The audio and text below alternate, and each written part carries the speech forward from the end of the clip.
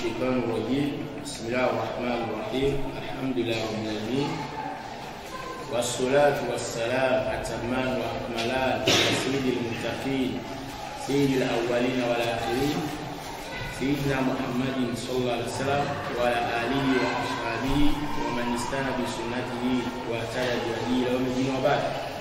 السلام عليكم ورحمة الله وبركاته.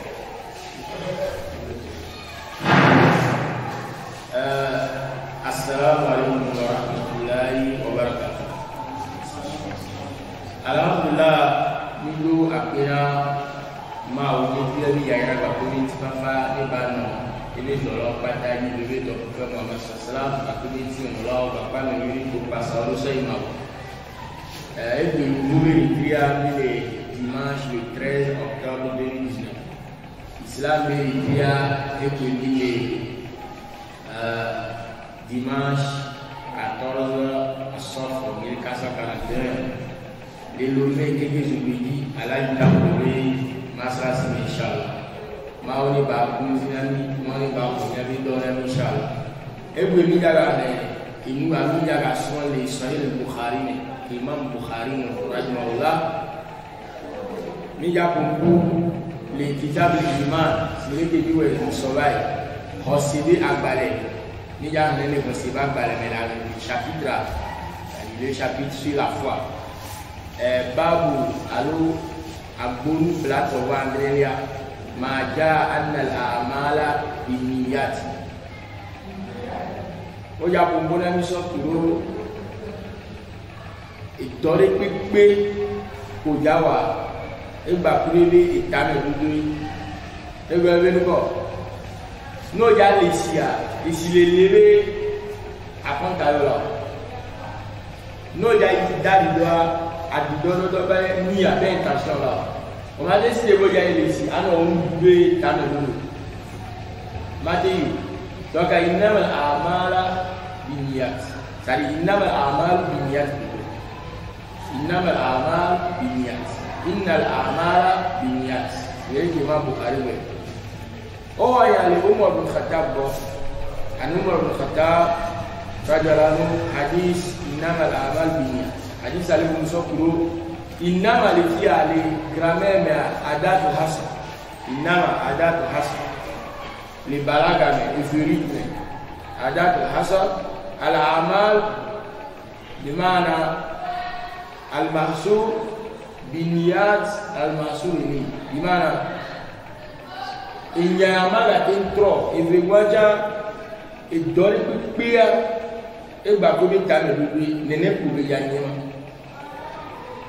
wa qad taqaddama Imam Bukhari blobe mi gbon bayi ko eje ko na bayi fi awal kitab iman bi agbare be ko me bi jemea o sibe inya ki blo bayi beni sosoro ke ni owa ile do ni me a ole bro be wazada huna sa ile agbala wa ni bro ina mala mal dunia dunia gofia Imam Bukhari ba so pe bada ko ile ebe ni po me be ewe ina mali kulli miri manawa wa inama li kulli miri manawa agbe to ni pe enu kebe so do jine ki ngbo be lo do a ebe fe mi la ko innamal a'malu binniyat wa innama likulli imrin ma nawa. Par exemple, ojado gbera egbora be ni ayo va ko solo ta bo la do gbera ni ele sume no be maun ti o le wa alo le gbe na mu ko o le gbe ile ti maun ti a lẹ́yìn maun ti o le do gbera o do fi ti egbo lo mo la pe eyin wa innama likulli imrin ma nawa ye prophet Muhammad sallallahu alaihi wasallam faman kana hijratuhu ila Allah wa rasuli fa hijratuhu ila Allah wa rasuli prophet faman kanat hijratuhu ila Allah ameke ebe Makka de juju sai Medina eji italia osite eji osite ni Makka ameke Makka to kore sumo furu o le de mona prophet babu o si to ni sumo wa mo de gbina prophet ba bebe sa bi o ni jo le ma ko ni ba Medina e wona e pase be eji funi Islam be calendrier to ni o to Islam be calendrier ni le sino no mama ni mi nya ne soga que kodon prophète kaka di ya e wu mi kasa karate mi aso 13 ans sorti mi so 13 ans soga que mo no prophète ni normalement ni mi aso calendrier de nia mila no mi kasa karate plus 13 ans et les mi kasa c'est 44 de l'islam calendrier la no oh, sabio terre, morinha me ba que só Islam e calendrier, calendrier de mil grande. Uma bukata de discurso no. Do velo que lá. A meu ver lá só que o dia de que eu a o mais só no chat todo. Passei 2019 a só que o dia Jesus. Kakama do 2019. Chat todo mi mais nem a só pro ni on a sauvé ce gars qui prophète à Mao de Guinée de Dieu les marques à Guinée n'a rien fait Dieu les 13 ans on se fait 10 ans donc il y a les événements mais musulmans les bagues ye quand les Dieu les marques à Guinée on les Dieu les marques à Guinée dans quoi mais volume sur son bâtiment on les Guinée à Guinée Mao de Cabé sur son bâtiment. Donc, Alice y a sauvé et puis que même musulman les volés sur le mawa et là son a dit qu'il y a son a Dieu le fou a y a tout la sur le mawa et mawa le père va manquer de dire qu'il a avec et cité les marques soit il dit na mount de site voilà soli parce que passandi mais sunna doit aller béni et soit les fa hijra qu'il a voilà ebe maka be dulu la imedina be kutua ele mau ba ko be prophète no ebe maka be tesisia e fe dulu le ero fe wasarada ba kiladis ye imam Umar Khattab so hadis ko jasa wasarada so hadis ko jasa wa rawi Bukhari Imam Bukhari so et so hadis ya ba ni ko hadis c'est 44 voilà ko bina inya e wu le so yi ko mi ba do fun hadis le point anabi Musa radhiyallahu anhu nabi sallallahu alaihi wasallam prophète Muhammad sallallahu alaihi wasallam idha anfaqa ar-rajulu ala alihi nafaqatan ya'tasibu biha wa huwa sadaqatun mi e prophète idha anfaqa ar-rajulu ne ame et nusu et debega sokpo israku viadia ale on sokpo israku viadia na fogata et nous vile kole ke déjà ni musu bokaka ya tasibua ele bube ya tasima ya nubia ewa intention eso nous sous le maula tu fena ya fa wala sara ko mau kwa ele e so ro mau kwa o mu e dega ele se dega na be le yi je ko le no eso on to ku vu no dega le gome alo o ni jinde no wa ora mo we wo so na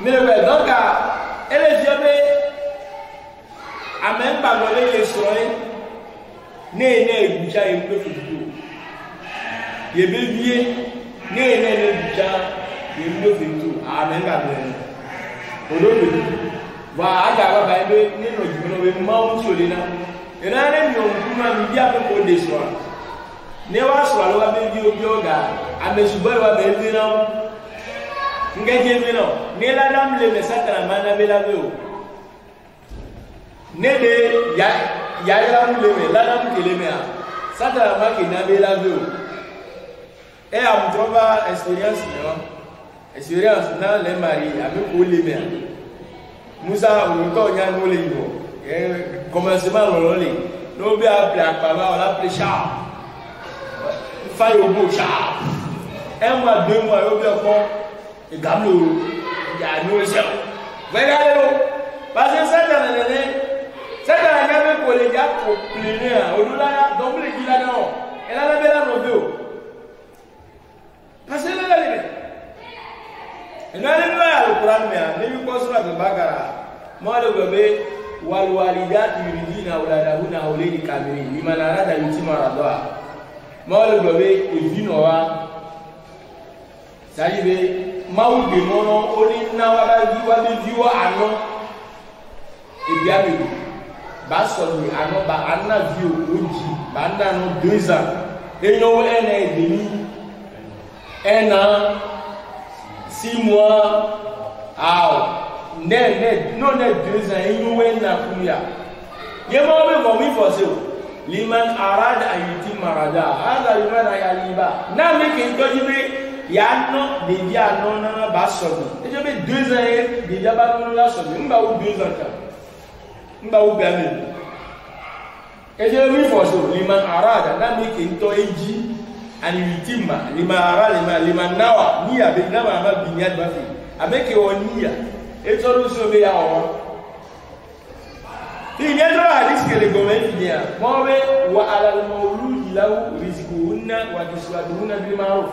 Mauvais nous suppose dina nyonu ke dina ku de ja ke wa islam ku de ke wa be wa kiswatuhunna ba ku wa be tata wa be dodoa et les ici les nous soit pas plein.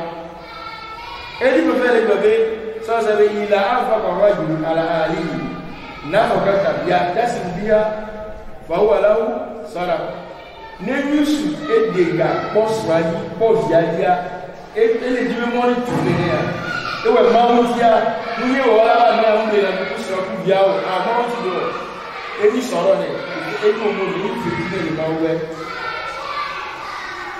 yo be la tukallaf nafsan ila usaha mawuzina do bombon ni so bo unsin ke bombasi Enazi kamile kwa bena mawe mimba dunuko okobe hadisi ya mahakam Islam bese ole mesubo mawe mimba dunuko no ba ya fike ye o nko halal enuke olado enuke han be la yo ko alo avube la alo e ma kuku ye ko tisia enuke mawe nya do nko adoriwo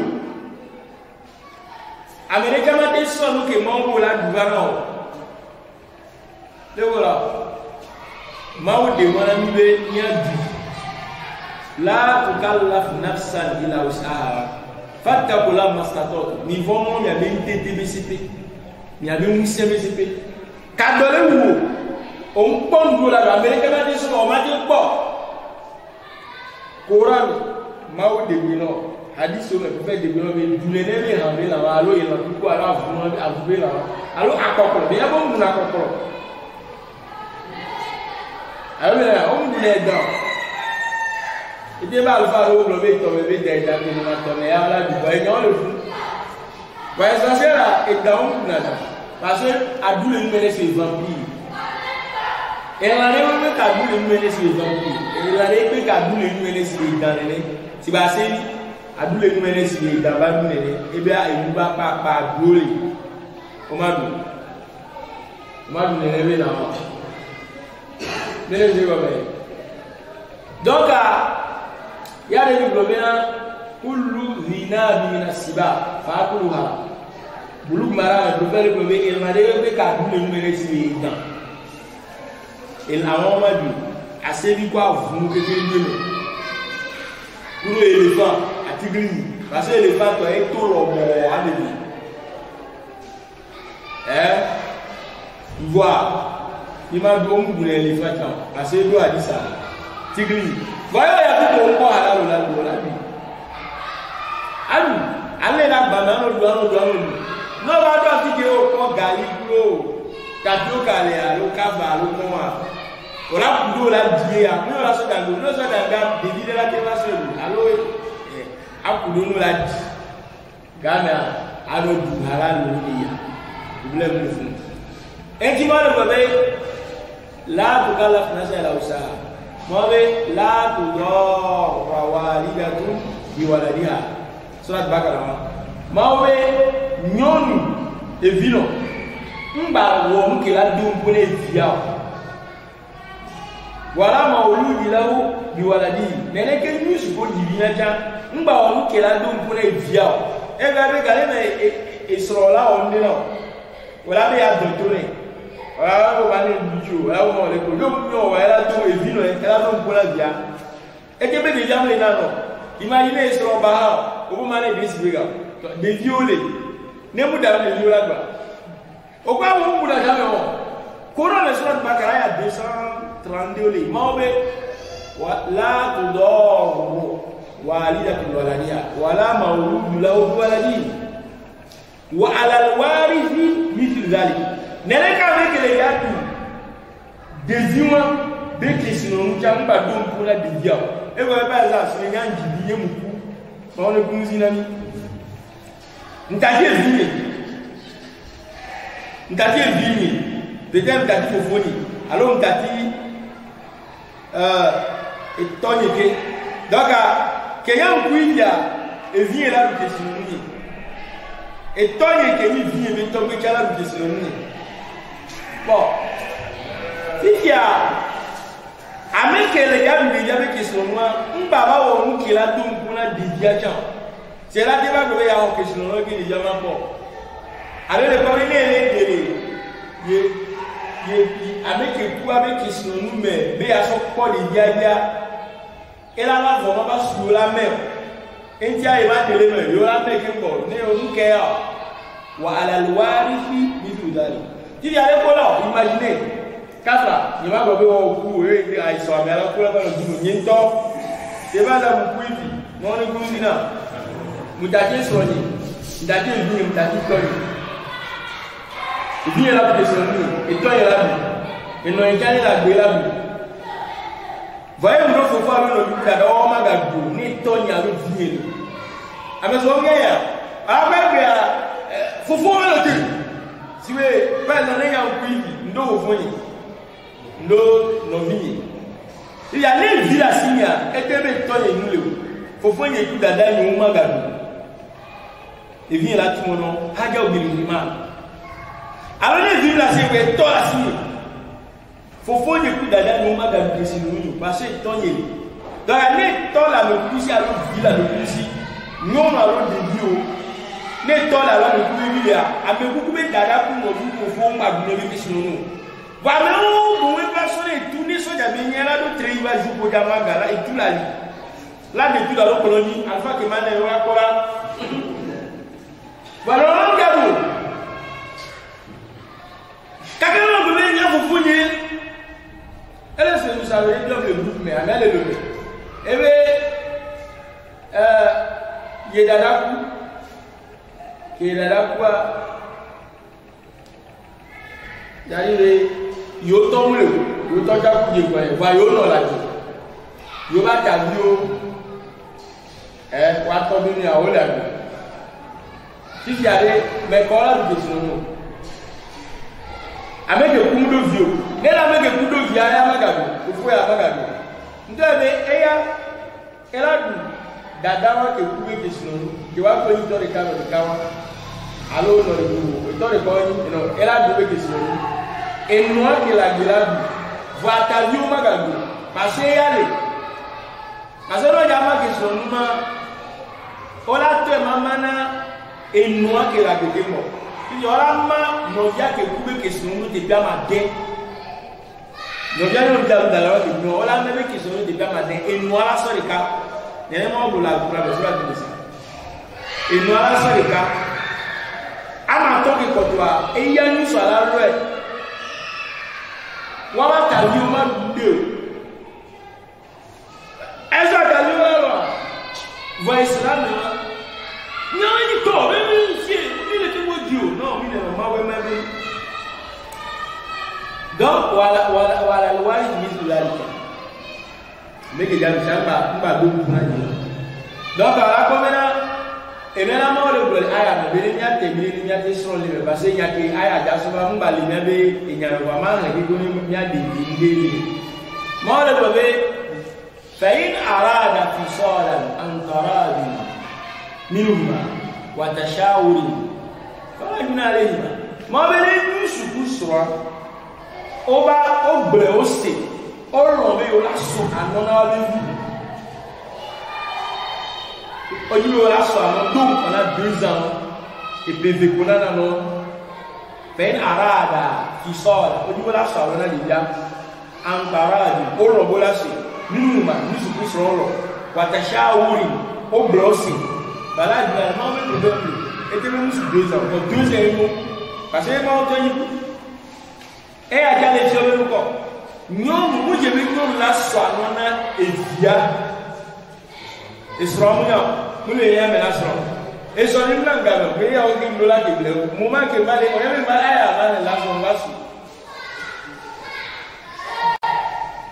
mo ba mo le ja donc mi apebe o ko o so la ba o me evio ele na no nya de ja no fami wala no bia so me ngere de ja ni fami ma la bo ko ko wala so anu ne ngbona ni bo ngere de ni abe ko de eso anu ne ba se e ko me ne gbo na wa tanu wala ti gbe mi ga me ko so waya le ko me ti bo le ya ka se na wole me ya ba enti mo me fein arada de wa me ja so la sana de ya al-arabi oro minuma nisubusra watashawuri o blonsene wala gina doka wa me doro ga ko ese no zubo nya ya ele nisu ni droit non na de la nisu ga so la wala ni nele ke unje be nisu gala la ni no gibe so la de ya lo ne ano ba su beza ora gloria si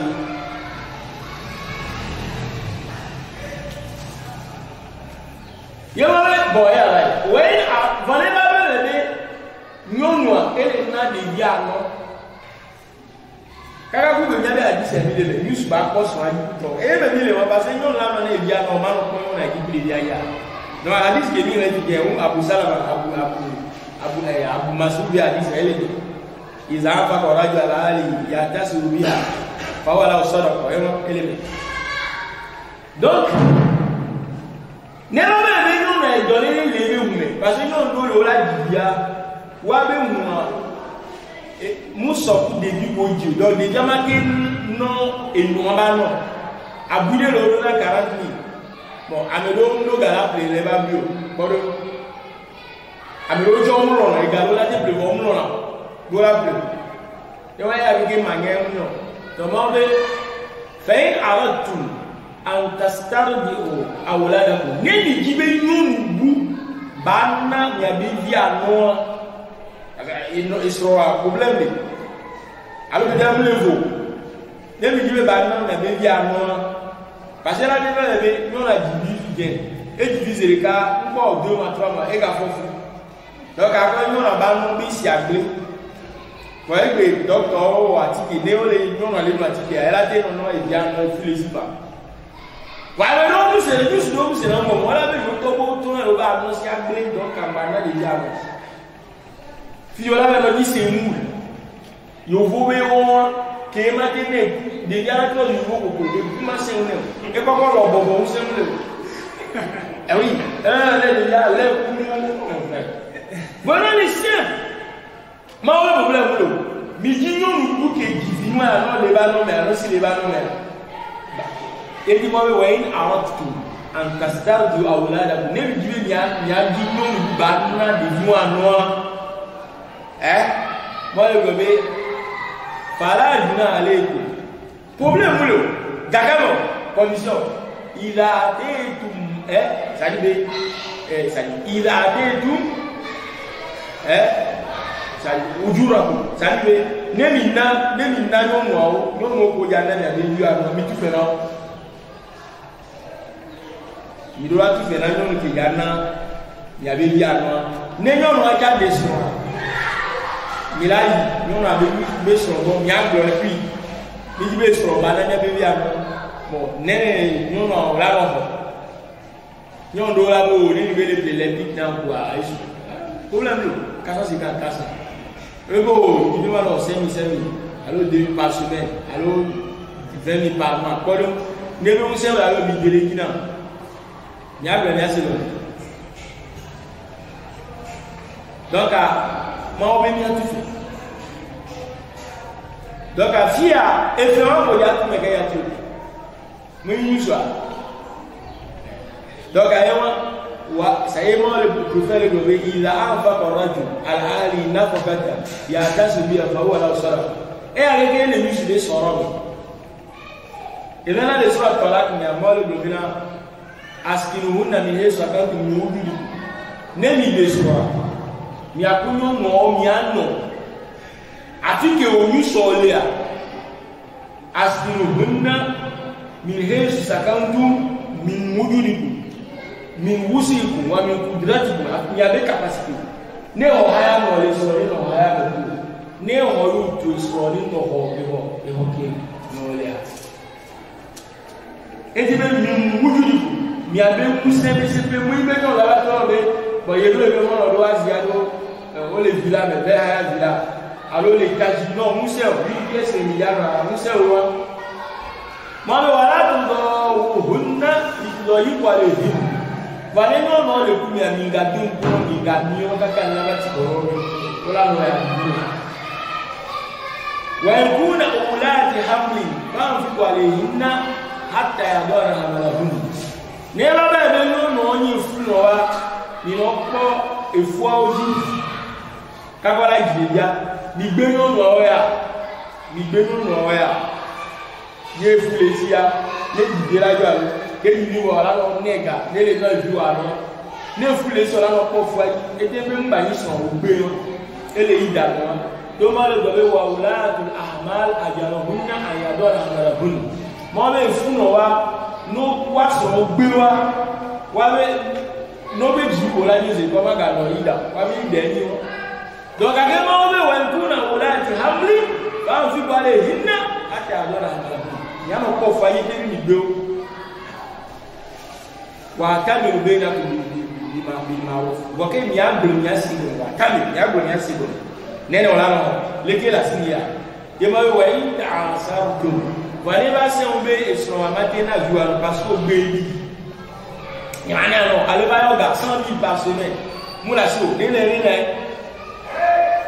parce que moi là au bel bi moi be face à tout le la au fro te wa mi adi no buela na de diano so le que moi restaurant bakara وإن أردتم أن تسترضعوا أولادكم فلا جناح عليكم نجعل بنانكم نوم يامي دوكا إلنا الحديث يا سورة سورة الطلاق ما لو بليوم في ذات بذات echito nega diga basonna ba de chito bi nana basonna wa ni chito no jana iso nduchia wala wana wa meno nduchia wala na 2000 des bega 3 jours de 2000 voni millionnaire milliardaire non les yo fi ku ça mi ça et chito ne deji ne ga de gato ne de chito mi ga sonne fi mi famille ne te be ja joga fi je bi ne ja joga monsieur Christ na kono ale kan ko jama le na kono non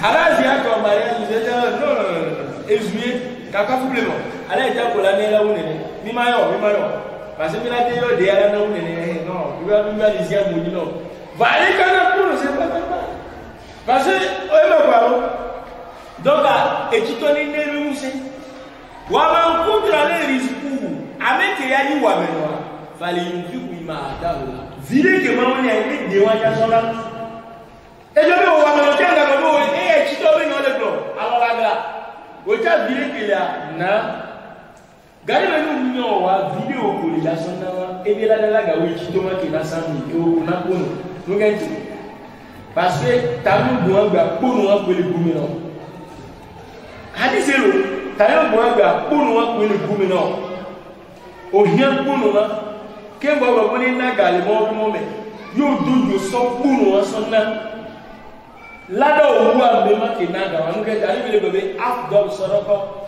jud muqim arebe afdal sadaqa hadis al bul maram ebe enunana ke wu enunana kiki ule bowa valeur ku dunia jud enu seuna o jade na o balebo o jana lo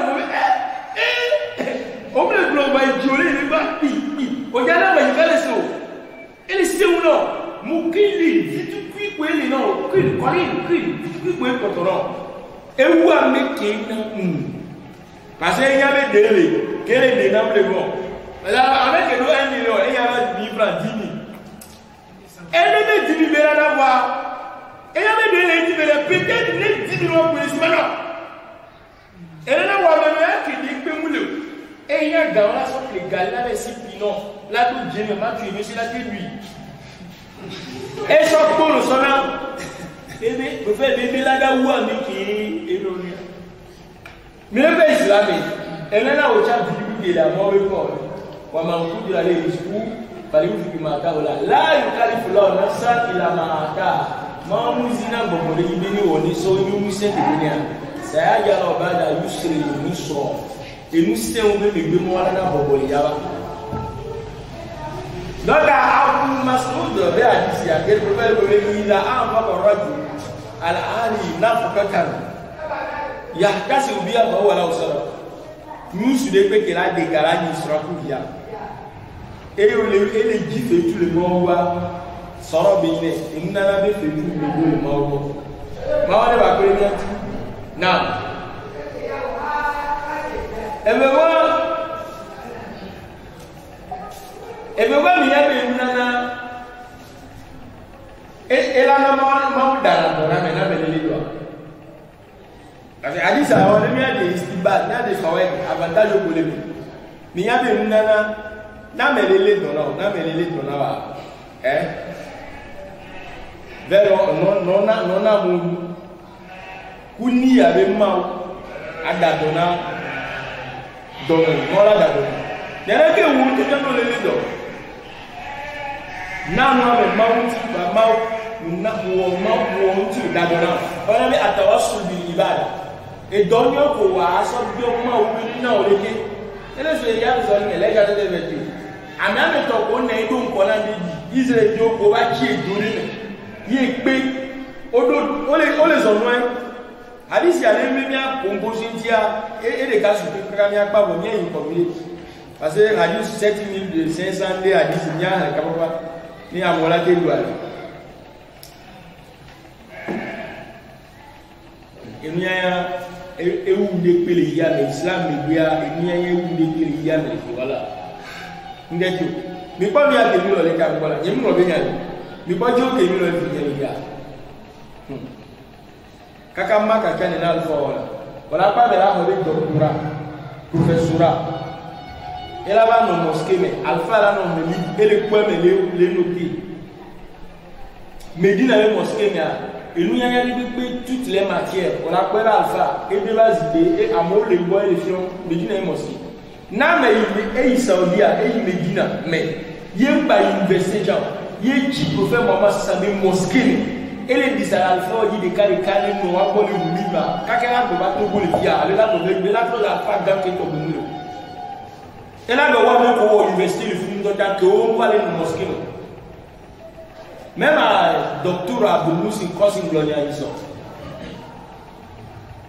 mi pa mi nya edo valeur to parce que là bas garé mais non le bi fait mais les que on dit nyanyo les décadés on dit nyanyo et là bas garé mais on a tout des millions qui ont relation va dans nos matin manière parce que sous et chivo et oui nya que me pour na me dit à peu mes licences l'islam présentement dans les schools mais là étude à distance Yémen il y avait l'université de Yémen on avait Jamiul Quran Alamiya c'est-à-dire l'université du Coran international c'est-à-dire non donc le Yémen mais on est à distance WhatsApp Telegram Facebook et sont tous là pour les gens 1000 euros mais il y a solo là les olé ya bo les on ici mais pour du coup ala il est vu à bleu on va les même on va nous coller sans question on vient les gens les gars 100 points 100 points matière de 100 points question on va que 50 minutes 100 questions 50 minutes 100 points. Gare mewa nos Yazania, on m'a bien 100 questions. On a chaque question 4 points, 4 points. Donc elle est celui-là, monsieur. 30 questions. 30 fois 4, elle est 100 euros. On a 30 questions. Pour 4. Nous, il faut essayer amener à 16 points durant.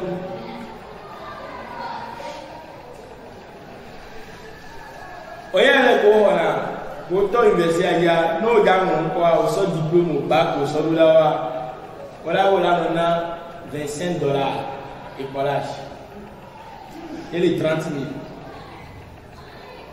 donc $25 30 000 on a tout là il y aura banque là sort d'abord on a non réussi à photographier à sort là et l'autre bon donc il est bien quel moment tu vois. On a tout gagné 30 000 man. Oui, non, oui, gagné.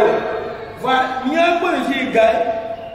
Alors, on ça faut que on va gagner 30 000. On va faire ton habillage portable ou 30 000. On va nous les colonies habillage 500 000. Ok. Alors, on les a sous-vêtements et on va gagner 30 000. On les dit ça tout le monde. Papier mouchoir. On se sert là. On a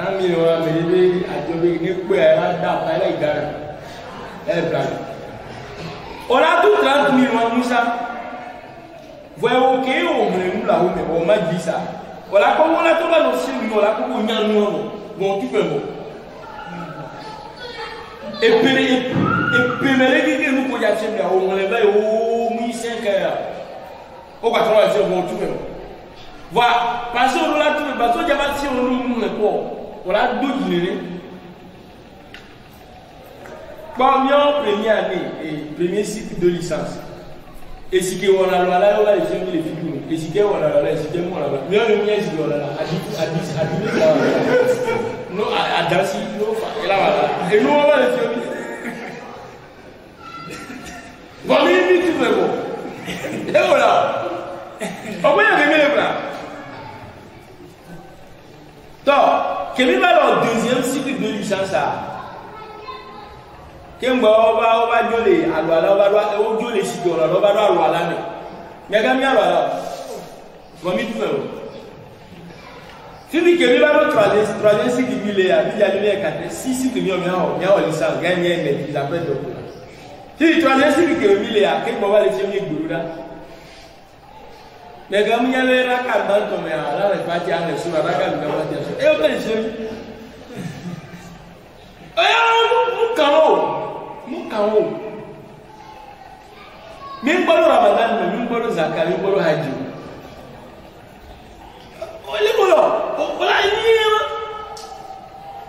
On a tout fait. Top. Maîtrise à master à 60 000. Yo, le tout. Gake n'y a pas de la besoin de maîtrise à 500 000 par an. Et ça nous le tuer. Madame Sanou. 500 000 par an. Et son plein les filles. 500 000 par an. Vous avez master pour la besoin de. Donc tout le sera bénin. Nous avons la besoin de. 500 000 et pétrole. Là, sur 500 000 ans. Et au bout de 500 000 là, on a vu. Même 3 mois ou 4 mois, il y a 100 000 à l'autre 200 000. Pour moi, je suis en train de faire un peu de temps. Allez, voilà. Tu as tous 500 000 mains. Peut-être que nous qui sommes les filles d'Allemagne du monde, qui va faire. Qui va apprendre la fille qui est mignonne. Qui va faire le doctorat. Le gars qui est dit. Donc, c'est trop. Même l'université, il y a un school de Geneva. Il y a un school qui est mis dans les filles. Il n'y a pas l'université, il n'y a pas le topo les filles. On considère un doctorat. Mais il y a rien. Maîtriser. Même le doctorat, il y a un topo le gouvernement, pour les chercher sur l'ordre. Au gouvernement, non, l'université ou la science, non, on va mettre doctorat avec Goya Doctorat, maîtrise avec Goya Doctorat. 80 000, on l'a fait pour 80 000. Non, si on regarde, il faut virer pour avoir nos montées. Non, Chili, mais Arrêtez là 300 000, 400 000, va y 1 million francs. Nous les filles on est Didier. Vous savez, Gake voilà, non, n'est pas 50 000 par an, voilà plus matière et que voilà la université. Il y a maintenant, dans la philo, allo, histoire, voilà plus matière. Non, plus matière, voilà, on plus vidéo, voilà, t'es où on appelle là. Ton nom de peut-être à 12 000 copies. Il y a un alpha et qui a corrigé, tu connais. Elle a un nom 00. Puis on a tout fait. L'université va le bout ton livre. On a tout fait dans qui a né de la correction. Il a non point tout pour moi. Et qui est gars. Et là, il y a ton bac aussi pour l'université. On les fait. Il y a un micro de la semaine. Non, oui, parce que les gars, on va. On le voit. Parce que les gars, et nous, il y a un gars. Et nous, il y a un gars. Ça vient de la vie. Avec toi. Atawasu bilibali. Amela sobi donye kebe osobi omaoni. Avec toi, que les imodi. Yé ndo kusu on yo no do e bola bi yé mo ta ki peri gen ba tu e do abi mo no ari nko wo yo mo de o to le do am e do nyo ko wa yo so bi o ma wa lo o be atawasu bilibali atawasu bilibali aso do nyo ko ma un ti aso bi o mo ni de mo la de o donc a no le do yo lo be ma e ga ke na me ali da do ara mo la da hadith de ba o le globe دعوا مرضاكم بالصدقة دعوا مرضاكم بالصدقة ميدادورا نبي دونو باكو يمونا alors na ba yo na e ke na so da dona ba yo doni eza mo lo le e bo mu la ba lo di sa ba mo ni jonga ne la pratique kala ba imam ke la ni imam no mo do di sa ba lo bi ba to no be amere le ya bomba yo ko yo amere mo ni kiri nimbe o yin mi la pere ti o ko na wa so dele me so na mele mi mo ni da do na wa lo ko ba ela bube ela le za ga wa e do la ka pe la ga ba o la yin ba se ni le ka mo su bo mo le ba pe na ti o now hadith le wa ay to wa e mi ga ba bu me Babu qawl Nabi sallallahu alaihi wasallam adil nasiha. Prophète Muhammad sallallahu alaihi wasallam, Imam Bukhari le prophète de adil Islam be sur subare de wa nasiha et nya pepe conseil. Islam de wa conseil. Imam Bukhari al-Jarir ibn Abdullah al-Bajali. Jarir ibn Abdullah al-Bajali là. Sahabi gagne et au hadith yele globe amela ku ye amola bo wala danu amekuku ba mola danu nouveau gain ele so amole da pale ka mola no fabila no da pala lu kwa dane Jarir bin Abdullah al-Bajali wa inna kunna fi ahdi nabi sallallahu alaihi nara ijtima ala al-mayyit وصنعت الطعام على النيار أو من النيار. Ebena yo swabio la debe gabe yo bunabe yo sorebe amelaku ya bola ba bo la buba o me yo la o dudu ame buba bola o dudu ebe nwe e soku le ka bola da pale ke ka do da ba wa yo ela no mile mana no ze awube ko kola kage na me kwa mio ela danga na me ka me kuna vanyale ja mo msine ko muya gawe ebe pume ke ame kuna wage ko mati damba awiki ame akuli ebe pume to pola bia me wale kema dozo la pume muya me ko ha wala bia me parce que fini ba za yi bien mule waya me ngabdala wala na ya tu albarka nem kuibia normal 3 jours que gameto esonyuma no dalo est-ce que il y a plus de moments que il a pour Baraka ou Basira ou Madame. Donc, les noms, les blancs, et le moins bien des familles, mettons pour la reine, on a dit dame. Parce que il y a des familles au niveau, il va payer.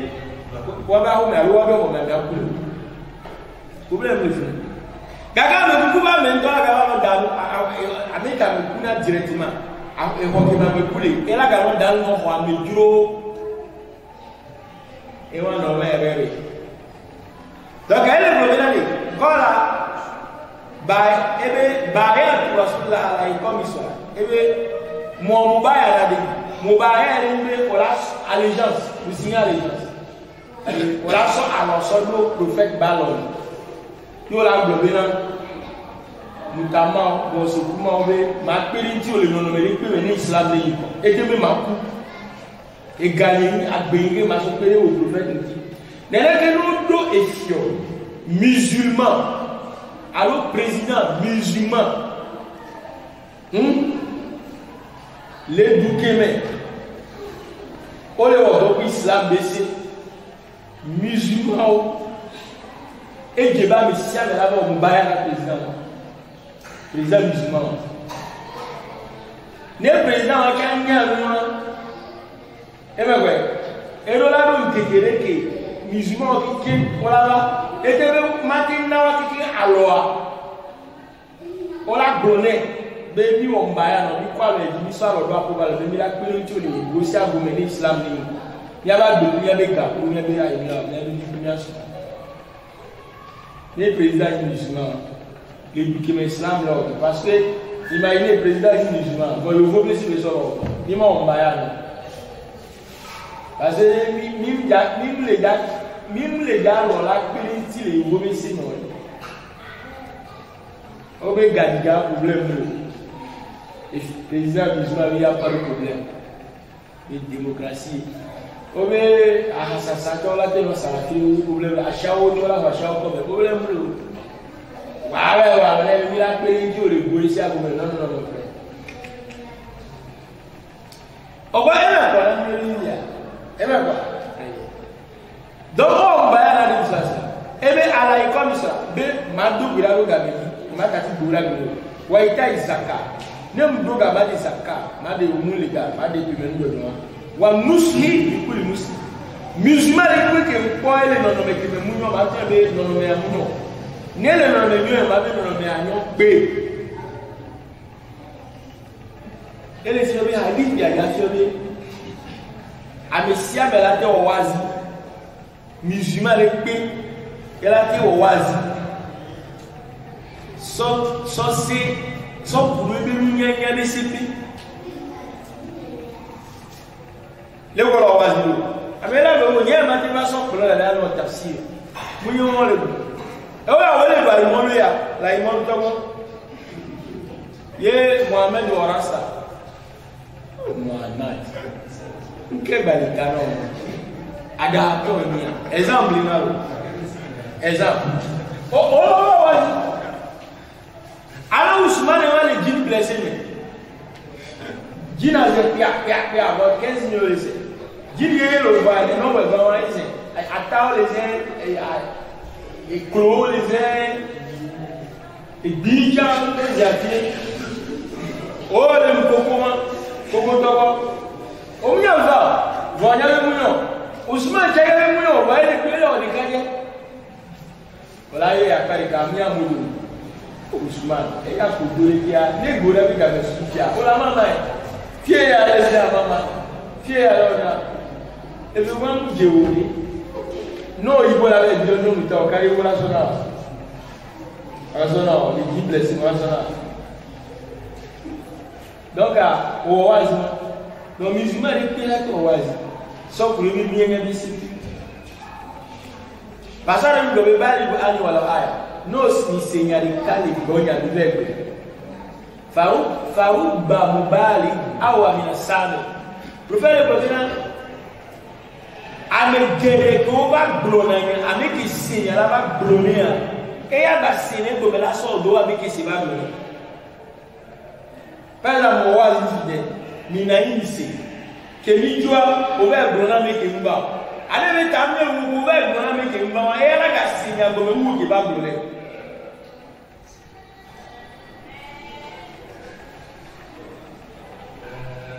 donc elle dit bien au bout voyez tablik donc c'est bon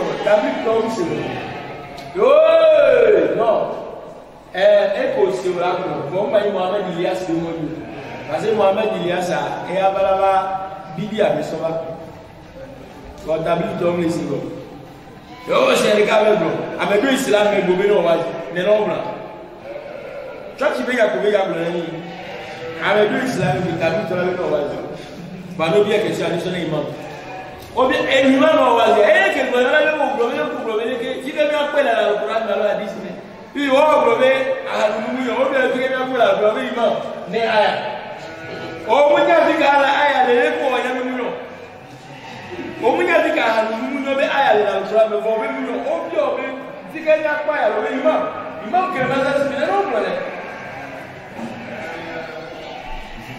ewa mais on le fait au wazi wo les notions là ne les sont que pour la c'est wazi al ilim ko dal ko wa ama ne les pas lu que on va faire les de wazi dire que monsieur elle a des problèmes ngbe voyez et dossier parce que la hadith do le gbe yi do yi ale be ga la hadith do yi aya lo nya ya dimension la ba tu aya do aya abrogé ale be ga mettre ça ame amunyo peut-être ale wala takra muslim wa tusudara minga do gorani mimo hata tala matakulu kaka nyanya ya kimilegno si baba utula ya baya se ngari islam ebe kwa o sebe o ya peut-être la radio gobe radio yala ko le alqurani tradition en français on va vraiment ne vous approchez pas de la prière quand vous êtes soumis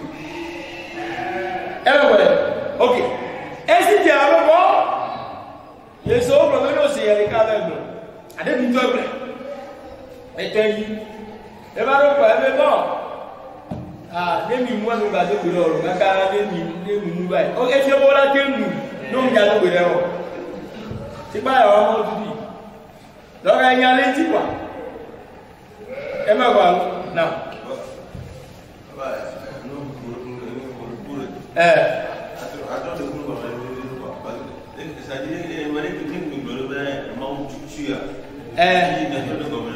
parce que non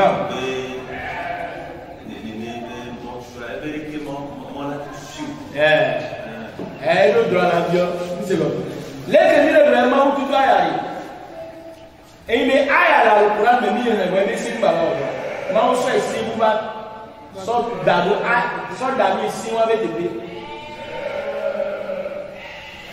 ma on devait minga o gboro me mu kaka nyanya nya kemile blo parce que na me mu mba yana ya kemile blo o le ya do gbera nya o ni ola gbo pepe ola gbo le kinu le ko la gbo le kinu no to la gbo le kinu do ta gbo la gbo le no mi o ala no zuloko ala zo to no bo bo le gboro da ate bio ezo mo na lo ko jamo bo le donc ai ti amba wa tu pa ya wa parce que ma o so nya wa ba so arabo na hamu wa be ho se ko se mu daga ma un be ahara ziriba ma o to be bo ne mi mu mi ga do lo daga o to la gira ko ki mo mu na aso mra ni aba be lo do ma te do la mo la mu kaka wa do 13 heures ku me ko ma o le ko ba se blogro ba se nkejo comme olo aha me ono ara go no sa aha me ono a ne ma o gbe no zere ka me wala ko be islam se wala ka bi islam ko ke wala no me wa no wele ne grama ne wa se ba se wa no mo ne ka tola ka ti zere ka ene no ole mo le do bila ole mo ne nku me ko la do bila no do bila ko la no kaka mo ba dia islam ma da no be إنما يا الذين آمنوا إنما الخمر والميسر والأنصاب والأزلام رجس من عمل الشيطان فاجتنبوه لعلكم ما بين يوسف بيقول ina ba khama inde ko ke muna me gay dis a drop ko kele arabe la parole dissolution et là walme si ba pour l'auto chacha jeu de hasard surtout diamant le cadeau casino ludo draft sipa jeu de hasard o ka na mele da ni nya be ke ja de ni hasard mele da ko arabe wala so ba ku bodu wala zra ba ku kaka rigi sunaba sata la beji ko yi azra me ni kaka le ko arabu so na ati ameto wala no yi wala no ngayo ito mo ma no de pele yo yo lo ja imo ja wala so ati ameto wala da ya no ne eke hu ne hu be ni imo ja ila imo je be imo je la to ne eke ngba ito e hu mayo wọ́n eke mú wọn ní pélé yé láwọn ẹlágàtọ̀ dẹ̀kẹ́ nígbàgbẹ́ wá sílá máa wọ́n bẹ rí jùsù ní náà ṣètò sátàlá bẹ dí gbogbo ẹ lédè dọ́ọ̀mẹ̀ fàyíká ní kú mi náà dípé wà fún mi ga ọ̀ tọ́mọ́ wọn wà àpútọ̀ lára dùdùdù nẹ́bí ọ̀rẹ́ rẹ̀ mìláró ta ní ìgbàgbọ́ kàrà yẹn máa wọ́n tó dé gòmẹ̀ náà ní inú kéde gòmẹ̀ àhà kúrò lótò múyàn ما بينما يريد الشيطان أن يوقع بينكم العداوة والبغضاء في الخمر والميسر ساتان يبلا سو اها كورو لوتوا الا سو اجري ejiribi ekelele efusoto miame soto aha we boni ba ko loto imagine amere Paul moyi ebe loto ya numero amebe arabi so 200 ba ya sono iku dure ipo e o so 200 ne so numero sono de no re focus wo ya me do me da dini ba se to be iku dure ipo e satana blena ne o be do bubu peut-être 10 000 wan me o ya pre fourniture na abosokobi ke ila ko ta so o mo no de si semaine ale o ba wa zero o le ji alo ji alo na ju ameke be o la du o ma no ji e pa me ajeba ajeba na le ke no mu o la zu ame apo ame ato me kakra amela ti mo ha era du funa via ela le je se la do iru tọ́gbé orí àtọ́sẹ̀ ìbíá àṣẹ́tò fún àbíá wọ́yà sún dákú ànízíkìrí láwà ní ṣúra sádà alátúmọ̀ ẹni máa tẹ́ náà tó fún máa ò máa tẹ́ àfikọ́lọ̀ wájú lè lótò bá àríwá òun wá lẹ́kọ̀ọ́lọ̀ alátẹ́rẹ́ sí mọ́ mìíràn o lè fókàsì lọ́wọ́ mẹ́lẹ́kọ̀ọ́lọ̀ alátẹ́rẹ́ sí wájú alátẹ́rẹ́ àmẹ́sùgbọ́n kẹtàlá lótò ó tó náà gbèdá gbogbo tọ̀tí mọ̀ bá náà bahada muntahu mabe milakatia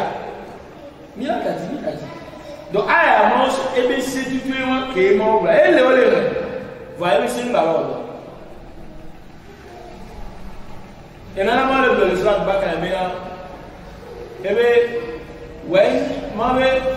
when nasa min ayati aw nusiha nati bi khair minha aw nusiha mabe nebi minna prophète mo bi aya de al-Quran gade me ne mo le ga tutu aya de mesia prophète ke ni mo di aya do ma wala na prophète la mo le aya ho se to la mo be so bakara no mo we na sa ayatan aw nusiha alo mi an to mi agbo be o mu mo be ba aya ma lo Momenati bi khair minha nya so esike no ayawa ke bi sin dudua aw bi jua le bi sin jana da so ni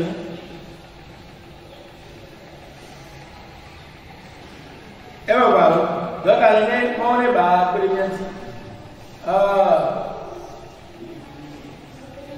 na wa mu ne to ba wa jale bin Abdullah al-Bajali mo kira jale le bawe inni atatu nabiyya sallallahu alaihi wasallam muva prophet go kultu yengo ubayu kala islam njaba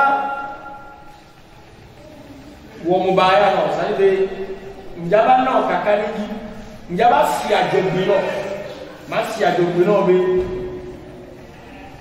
be njawa islam ni ma ta islam ka ma ko fashara to ale ali bi blona ina condition ebe bo esele enye ko wa nushi li kulli muslim n'est que au là si à Jomina, mais musulman ne peut pas avoir le conseil. Conseil de le Liba. Fabaya tout à la hâle, nous si à Jomina, nous signer allégeance, engagement puis ne lever mort. Elle dit ça, ça est Bukhari. Donc, et là, elle dit si vous voulez faire le problème, à 10 national. Islam, il n'y a que peu. Adini nasia Islam et n'a pas que pour l'aliment. Mais voilà pour mais qu'est-ce qu'il y a payé alors mais qu'est-ce qu'il y a un conseil. Adisi a quand même souvent alpha souvent des nègres comme nous. Pour faire bénir là. Namao wali rasuli never prophète wali kitabi Coran jalé. Wali aïma de l'islam beaucoup musulmans ont bien Coran là on va alpha on va quoi bien sur quoi président j'ai un conseil. Wa amati bapa me komi oyi musulman saint il calé les Kenyans n'ont pas conseil on a pas conseil a dit nation nous même pas là mon conseil ko yana mo wi binale on la fo mo azo mo wi seji ati ke ma uso le ko so dale a se da lo fun conseil a peu Wali rasuli ana de conseil. Na de bila be ora de conseil. Parce que non do wa shawiru fil amr. Fa ida azamta fa tawakkal ala surata alima. Ma be prophète wa shawiru fil amr. Prophète no ho susule. Ako be ntime no lawo mo. Ba prophète nya no we. Bon ka ti ma o te ni no ho susu. Ni no conseil so abiwo. Ele na bada ba ko yi bada ba. Our bank of l'Islam est pas d'accord. Que Dieu les marque avec les lignes, vous nous soutenez pas ça pour faire de vous la main. Tu m'as oh il y a pour nous les musulmans aussi les marques. On s'en va les chambres avec ça. Il préfère de la mettre sur mon nom là, on va gagner aussi. Il aussi, il y a aussi yao pour que l'on tire trop d'avoir à dire. Mais on mieux l'Islam. Il y a une première question. Que mi va le jabe sa mi jabe sa no mi na so mo ni nya ho nya be mo mi nya ho nya to so pe nya to o be a lo mi zumo funu bada te mi le prophète ku sa lo to ya wa eti medina a me vile que 313 personnes que quand nous se dimanche de danse ya o yo pere di se pour autre 900 000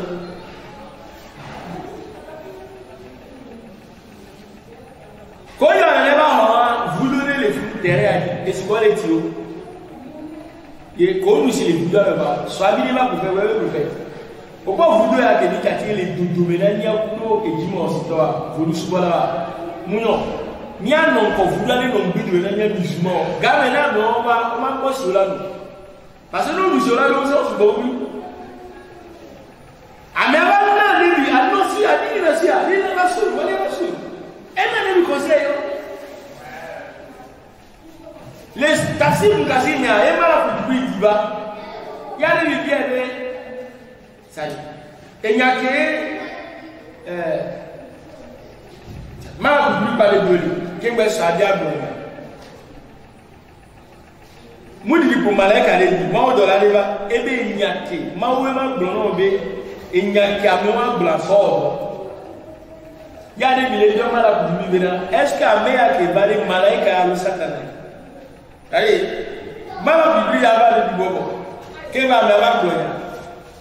Il vous casse même autre moment dans la malaika pour va gloire de ni passer nyamalo passer au doigt. Que mala Bible a été a me malaika.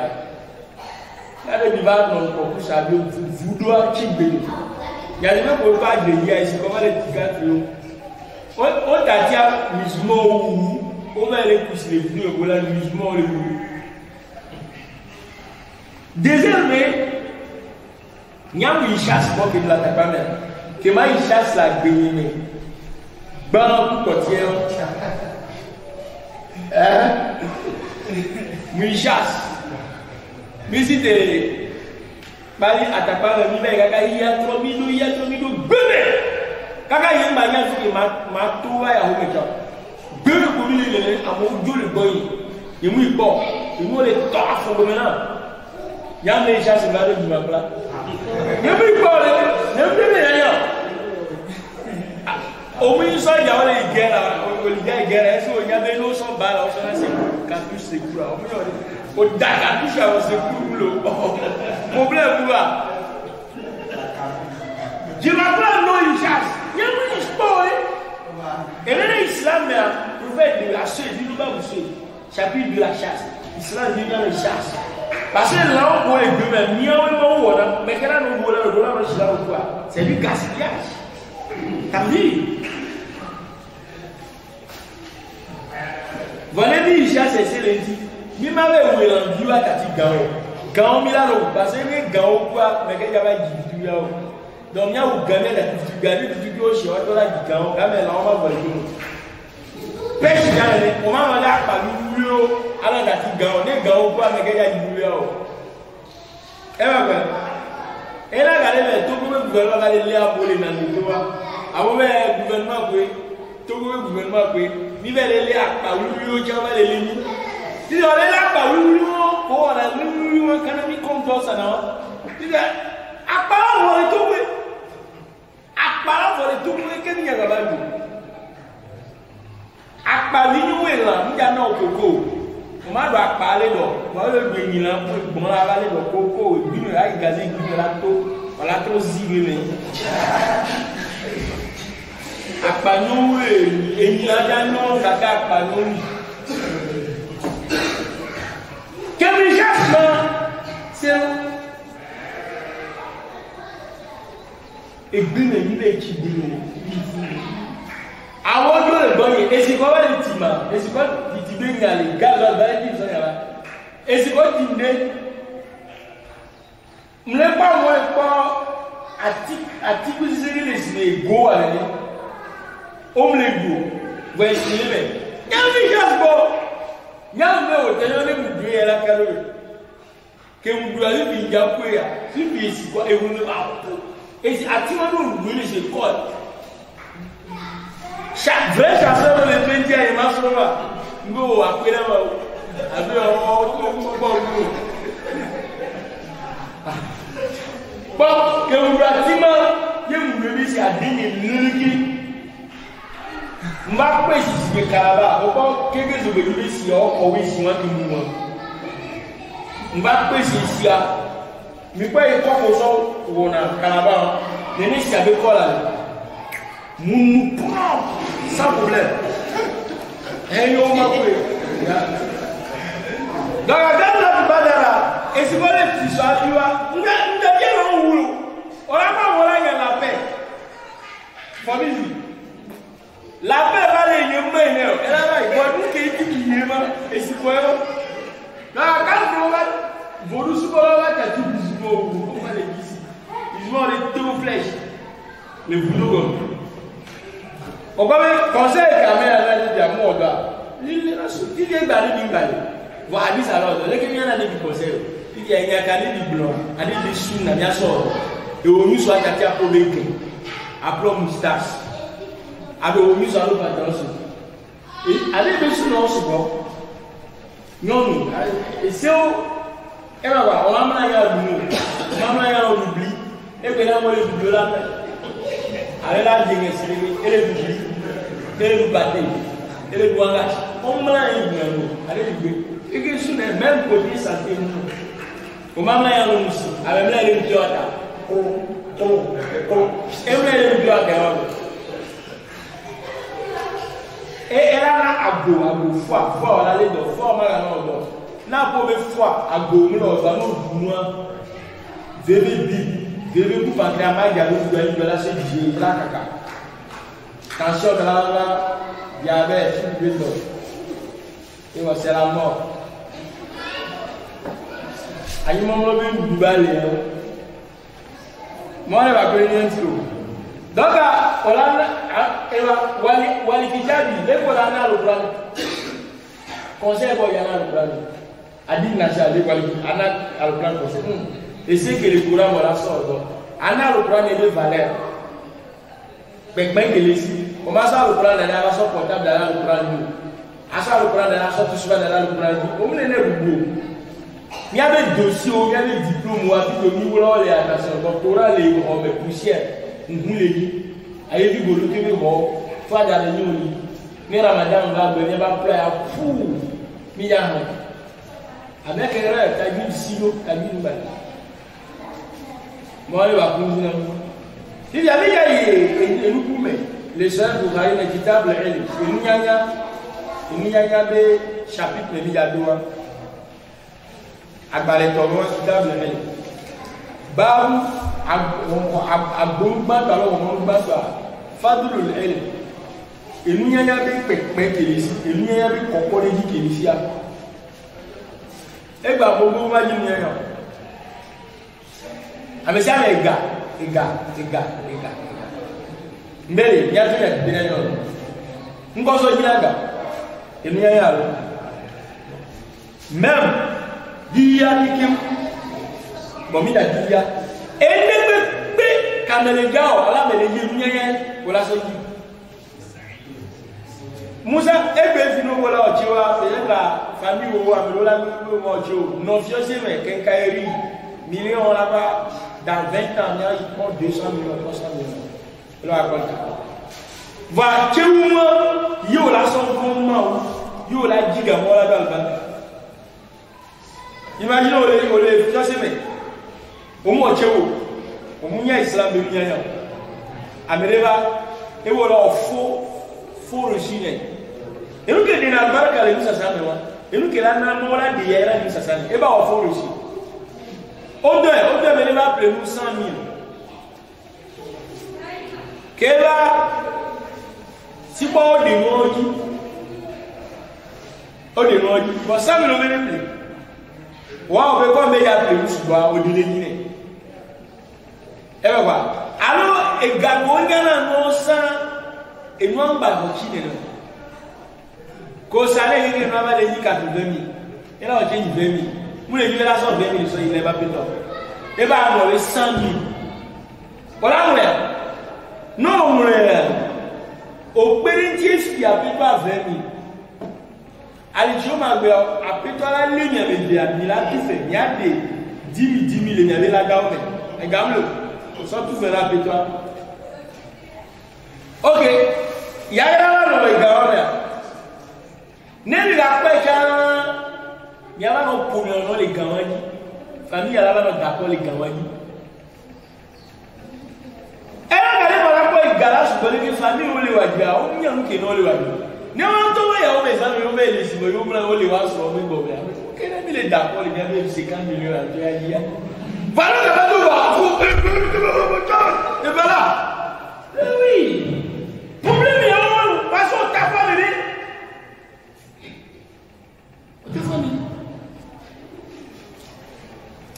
il y a mais qui kura jo ba yare et lui ya la so ni islam be lui ya qui y a le voilà voilà mais quoi il y a c'est 80 000 de ça il y a matin au chino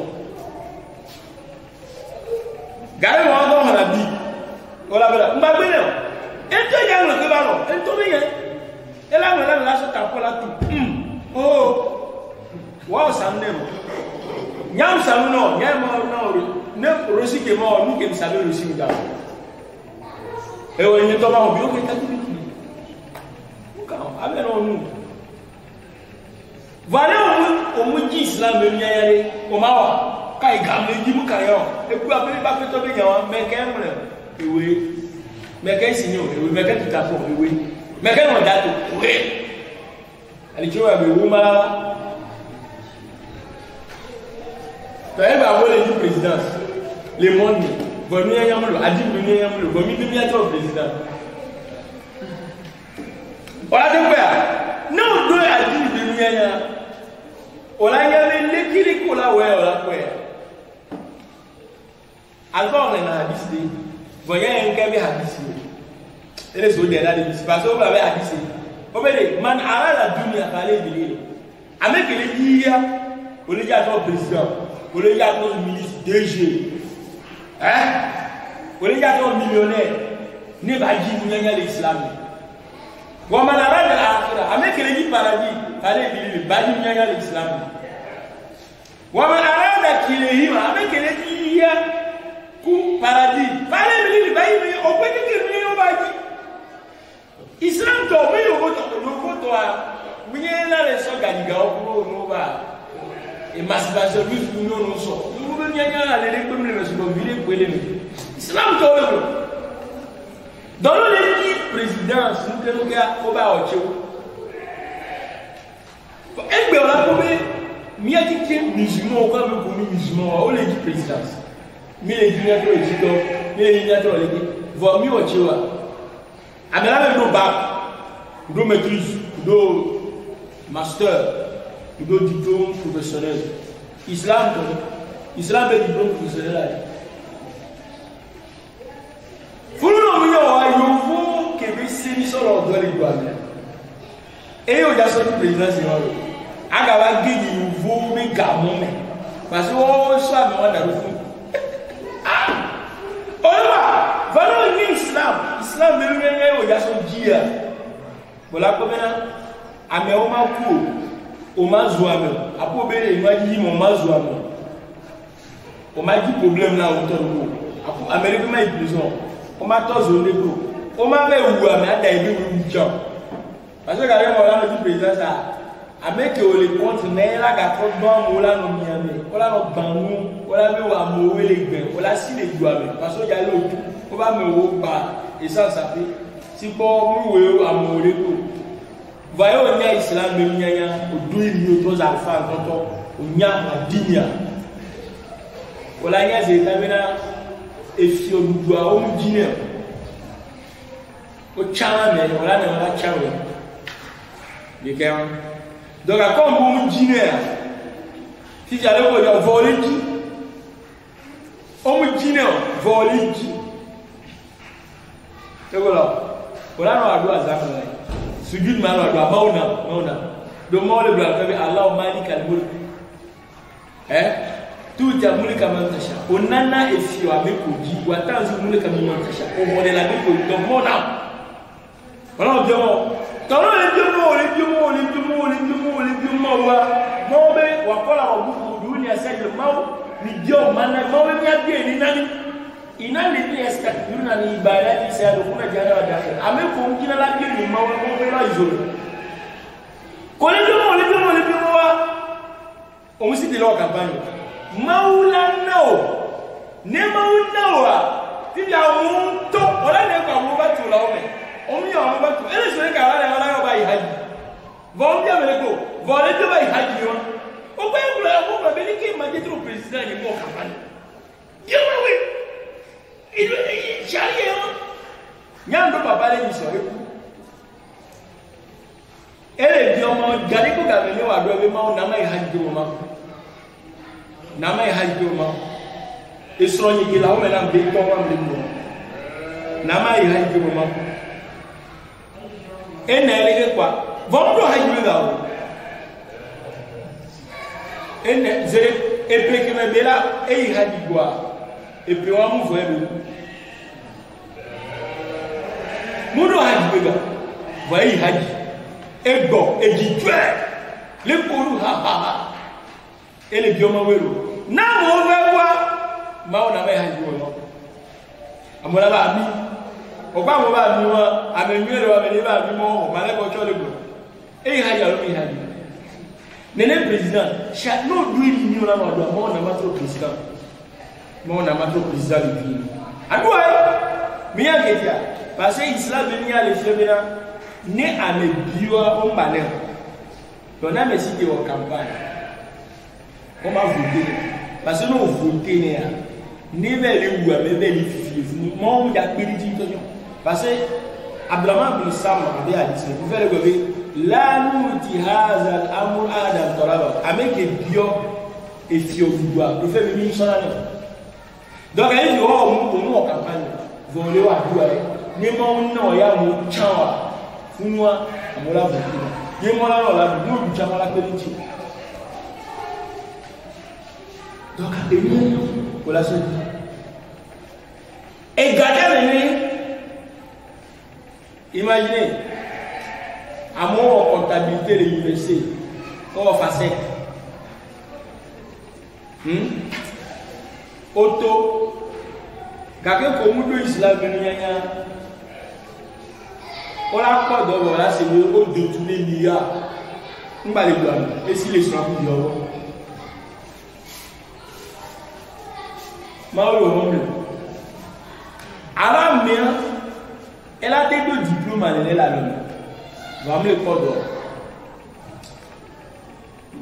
parce que islam bi nyanya no fi o mo ko la do akola ba ri que prophète ma de ba ma kabino wa zi ni trop prophète ma ka to gbe bo ba ku e nyanya islam be nyanya kaka ma o ne ba po edukan le medina e dun se islam ka nyanya parce que o wa zi fi no pe o de pe ela ya fi nenelo elo adua ne epeki me arabu ki ku vana makame ela no disalwa ila no ble islam ya no be ni prophète mais qu'elle a mais qu'elle a que des dieux quand elle va au bout du nato islam est mignon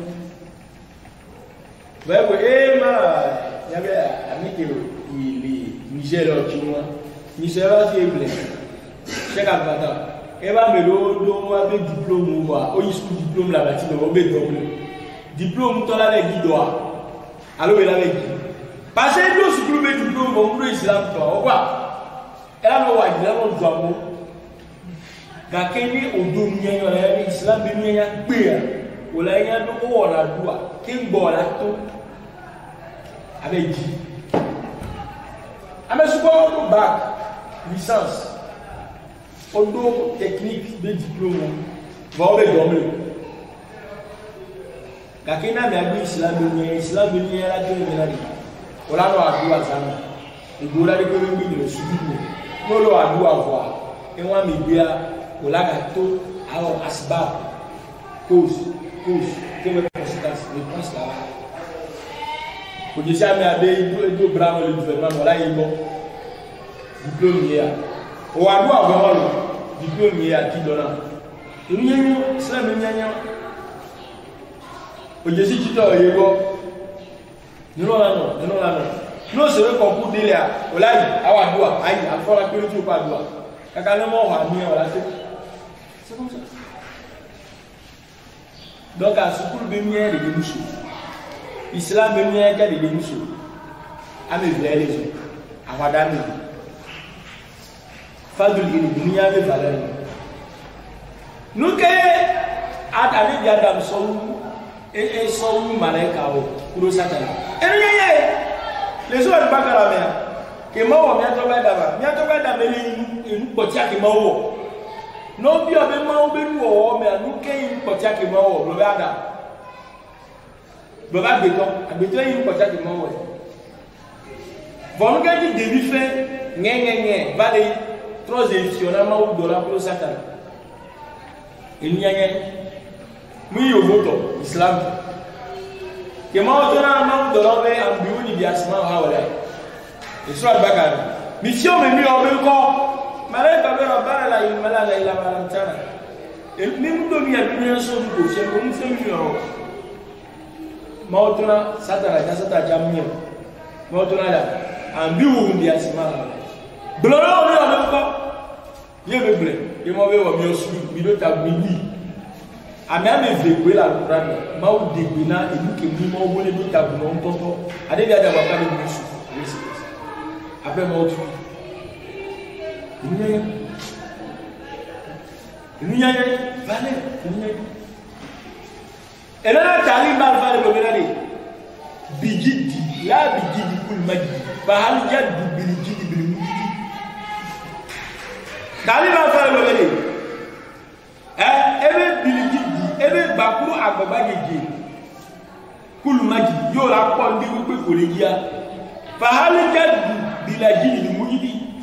Elu ko gbara mi to gbe popo be mi ti so le ne to gbe mu ja o ba ku da lo la lo be mi ti so ma donc a ko yi mu yo la ba ke to gbe ku ta ti ti gbe to gbo le mu ja ma ku ta ti ko la ba parce que mo le gere famille o ja ja ba a ku ta ti na ta ti ne bi o ja yele gabe fa kam hurbi yakuma koma abdin amegane no apetone no kele do besio Kenya kusho toi elaba no wa meno ame kro be de bio ame pipimi de bio wakam abdin yakuma koma hurri esclave ame pepre ame kro ne wa meno na bedala de bine ne o ko le jago ba no jito president be de president be bio de bio president be bio ma no fido agwa yi bijit baji ma ya agwa ni Elena Abu Hurairah قال Abu Hurairah بينما رسول الله في مجلس بركة prophète Muhammad sallallahu ele ayinope you had this call ele kasi unamo jao arabi ye arabu completely va de go akola ebe magasa kaka be vondro be yasi kaka be juma be yasi fama da rasulullah sallallahu alaihi wasallam ade mu gele aye ndo nyantire ade bi osi musi fi kami ga small village ade bi gale ba small village first fakala badu ko amedola mo ko be sami amakola fakari amakola ebe o tamna ade bi ese ya kami agula ese va inu kami agula mu jojina de bi ina mu nti wakola badu amedola mo be no bandam yasma de musi nya hatta ida qala haditha gawe kade bi pompo et nous, quand il est fier de lui voir, quand il y a des globes, Aïna Oura Assad, Aïna Saï, Waïman Boukaïbe Oura, et les Boubé qui dit là, à des globes, Aïna Saï, Anissa. Avec les bio, Ali Choma Boubé, avec Kakar de Yassidia. Figurez, qui est une canne de Yassol les yeux. Et nous qui aimons les Yassol les filles Minari. Amelate nos filles, Alpha Lochicha. Voilà bien. Elle a tatinya ko bien mandinti o nation wala badinti para que bilo wazi nya Abdullah Josebe de pas de bonyabe alquran ba ya o tutune ma wala tutudo e bele ko la tutudo ma de waso je se ma continue après ma badinti voilà que munya peut-être Abdullah Labi dibe e bio nya o ke no va sunna ne muya di no nya wala nya wala bi la dara balo elle a décidé la joie. Amenez tout le groupe, mais je veux sur le groupe. Elle va le groupe, mais ok. Et bien, il y a une météo. Amenez l'autre bien, il y a une météo. Et moi, le groupe, mais. Question, le groupe a dit le. Mais là, de moi. Il y a une météo. Et tout. Et. Parce que. Et il y a une météo qui me voulait. Mais pas lui. À deux, il y a. Et à vous dire, tant qu'il y a bien, on peut dire tout. Mais c'est la meilleure bien, il y a des moments, c'est ça. Sous le yam, parce que vous voulez bien dire les bouts d'eau, mais vous voulez voir la vidéo, vous voulez pas vivre pour son nouveau. Bon, imaginez, né à mer et journée, et là c'est le cas ça. Donc, l'islam veut rien y avoir. N'a pas que vous n'ayez la vie, qu'elle a eu les yeux. Amélie, le blanc n'a pas was wo muslim election no nya la sila ni ala be glola mo be papa alpha ya mule bumo mule considérer nous sommes même il est comme bien ya mo ke bi madame avec bien aller papa la ha ana enye ya rasulullah mo ba me sallallahu alaihi wasallam qala ya ni tole benali gakme kenya ebe faida duyatil amanatu fantazil sa ne amana e nu ko so do amebo e bula me ba lo anoti ko aljiwa faida duyatil amanatu fantazil sa ne wa son dara mebo ti ba me la me mo lo le ki ma o da de la me la du le na me la o la ba mu le sana agbara wala vera bino ga biega era wu ni muwa ke va le joli vantage sa nyabe ali choma budu vondra budu alvaria musiri balika ele de hadisi agoya ke dula ebe faida biyat amala ne il hode alo holina mbagala mubalo na vantage sa anoti ko gawurika pasara message inga anoti vili akora. Non, ça j'ai le choix. Agora quem vai do atua? Ya ni abia ni bebo.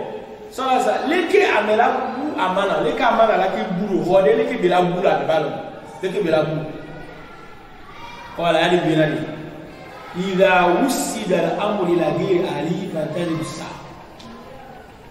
No so ameri daro teperi ke munyebe tepo. Nyabe alichuma gogo, nyabe ugwa amana. Sero. Faida wusida al-amru ila ghayri ahli fantazir sa.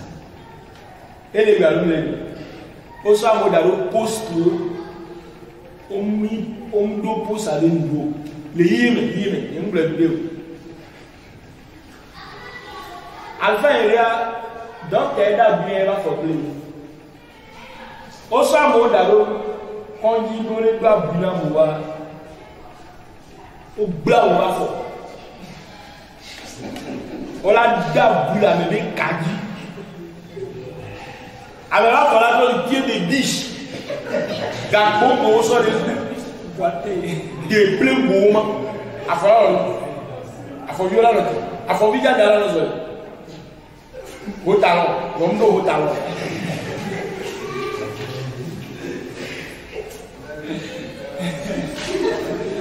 yaba alfa le so ku alfa le ke be tomber sur ku le pali na opération ona we o yibo la jibie adam de le jibio o dole eku ni on déjà va éveiller la vie nous les dit comment on va ordonner eku que mi ba o wazi mi ba fo ni cité le yan won ji ele se bo délégation mais pas fort ya de ba ga mi mo le do o alpha o délégation parce que mi doit mo le gouvernement bon mi entre les quels avec ko musulman ko le gouvernement mais et towori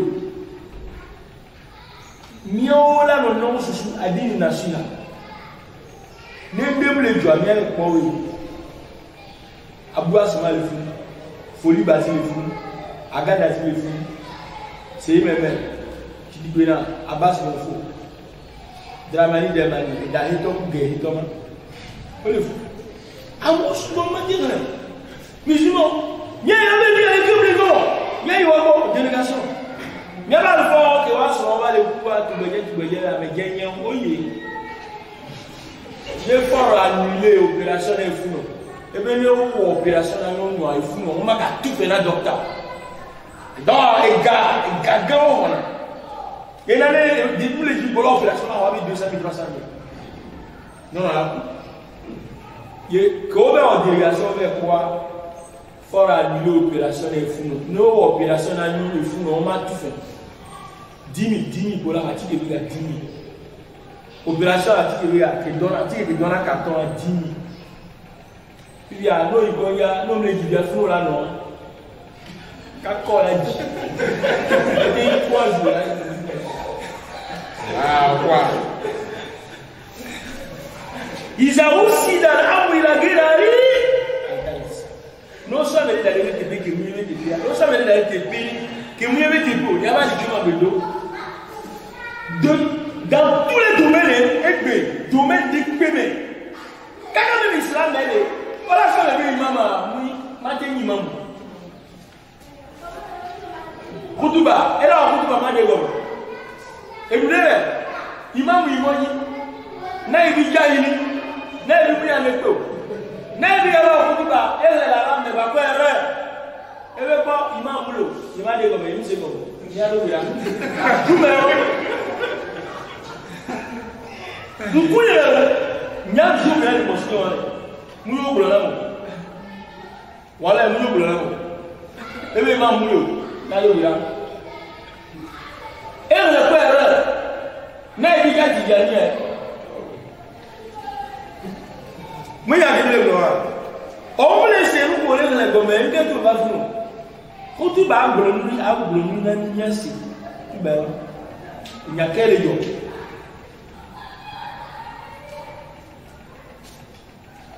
Dans tous les deux, la dame, voilà ça, mais dans les millions, elle a un gamin comme ça. Comme ça, elle avait des briques que nous sommes. La dame a un gamin comme ça. Alors, gamin, aïe! Et voilà, Atapame, dawe yemo babalo. Game to kan le ko boy, to le ko kan. Imam kula ya le telego. Ke ko magri, ya ba la wajiro. Amame dara me to gole mosquée, amoke le telego. Que magri que li chave ga meswa, la dame va webe do nkafi. Ve musogo. Que va ya va trouver le telego. Toni imam na ba ke o kamara. O ba ya o do, la dame o do amati. O se le tibi ke musoki. La dame va yo et trouver le telego. Imam ya chifulu. Kaka bilo li sha. Imam kula den chifulu. La dame va webe do, e va yo. Et trouver le telego.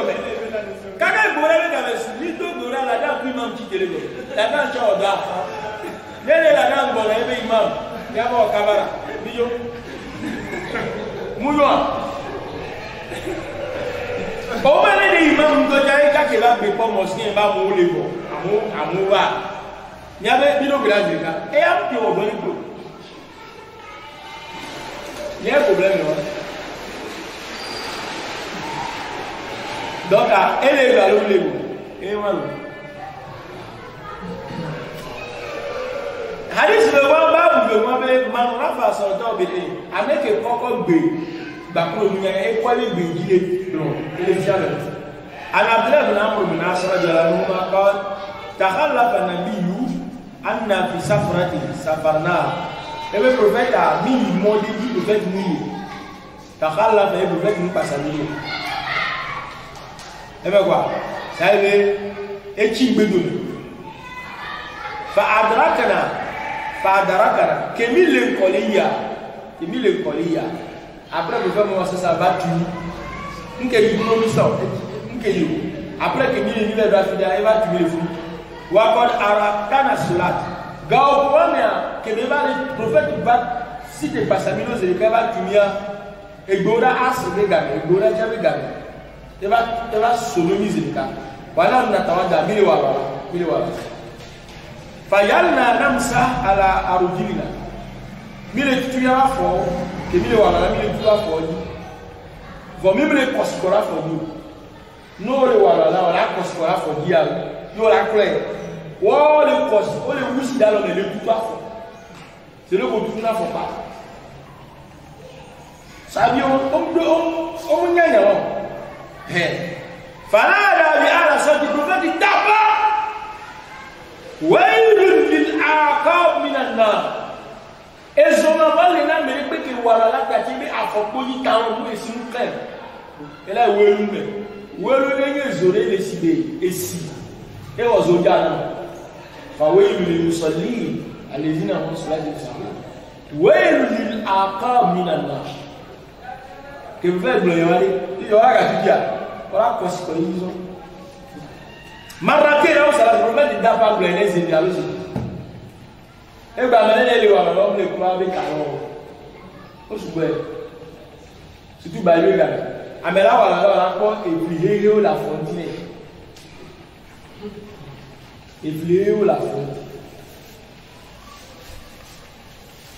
mari wa bi ni nju wallah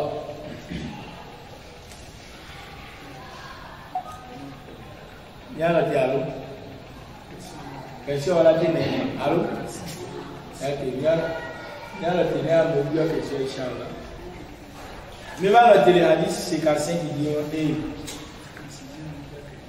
hadith c'est 45 inchallah nous savons pas notre tafsir donc là me dit il y a la bia on a pour 45 allo c'est combien 45 allo c'est 45 allo c'est combien na Moussa bismillah wa ça c'est original c'est ya le don kono c'est à merebe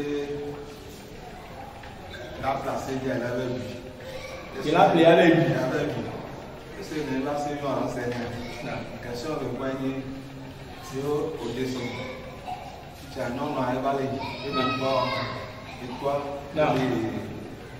elle le de nous prendre au casser là il y a non non elle avait donc une histoire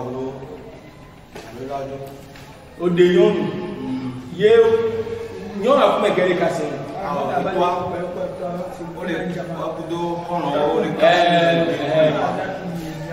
abo bala be du na enya be musa bion ebe olenyi ase ya ase ya le do ko no ela nyi ko do wo me ni sera nyi ko do isme ela africana ni kuto abati yego ngble no ba nem se go ya mere la pio la ke senya mi po asilia vous faites ma session là de mon ami nyanyi asi ba egbe mi ngadu donc ane préfère le mi ngadu et j'ai ni se ni ma bebe ga et j'ai ni ma gba si ni gero ni ma do asi ba jo yen yo se go ga ni ma do nyanti no la ki si go ni ari ebe kulus sibe kuluzina mina sifakuna elaribe ke adule mina sifa mungabu va aribi gomena de inna min tawafat ale aselia ele senya mi bio ku mi asole ko la so problem elane o son duda e na se bi bu mi na wala te ni na ya sare asale mi lo ele go bi la o son duda le ni asini ba lu ni kade bi osala ma ni da duda avec son duda ba asini bu le ati ka se bi do afuna ni ke e kan so du ne ba se mi na ya sare va asini to be la haram via no sere e galu wala so wala nga alors c'est à ça qu'à ce moment-là vous l'avez donc tant que il au beminga de là il m'a dit voilà des gens là même na si là le dum pour là ya me les dia des gens là même voilà les gars parce que problème que vidéo gars ne tolé ma vous ne yele le dum pour la mère amera ba me a ebe dade ba se dia e wona le ko na le luwa ola me ga ne yele le onu ke go na le go wa mama blobe no nya le no mblole ti na kele la ajila vai via we ya le no ya plan yi ola de pe ne wa le dia se ni o npa me gela na wa ola bi o ke ngo no pa si la me le go o misuma o ma na ma se ni ka mba be ni sanai o ma na ma se nebo yimle ya na o ya sai no ko ba be ni mule la na o ba fi o le do ko no le jesu e ko o me ala tin plele ko aba no ni ba no o ya so na ngasa asi be na hara ibe ga ga deli sali obi ale ibe la yewdo mauso elan be ami kele la me so haram na yewdo eyi bani ne ya odula dula ela so la do so ya ni ala to le ni me gege so ege ni ala ya so la do so ni wa ke ngala dula no dula haram ko ela be adomunu ma o be ya ulu ba ti ya proverbe nyale ke ya ulu wa proverbe inna la harama shum ala yahud fajamau wa gamu fakalu fabau fakala samana yahudu bo ela wa ni ye blase yo kumi yo sre yo sania yo sogadu ye mo se pe no aso so na mi asinara ba to ko e plon e kele na ni donc la même chose tant que mo do be ngadua e be gacha haram e be ba lo e be bo amia e be la du yo e ke ni la ku ya e ba le grave anara asaba baba gbe plon ke ya so na so wa ma ya ko la ka so ne no tu veux le ça ou le non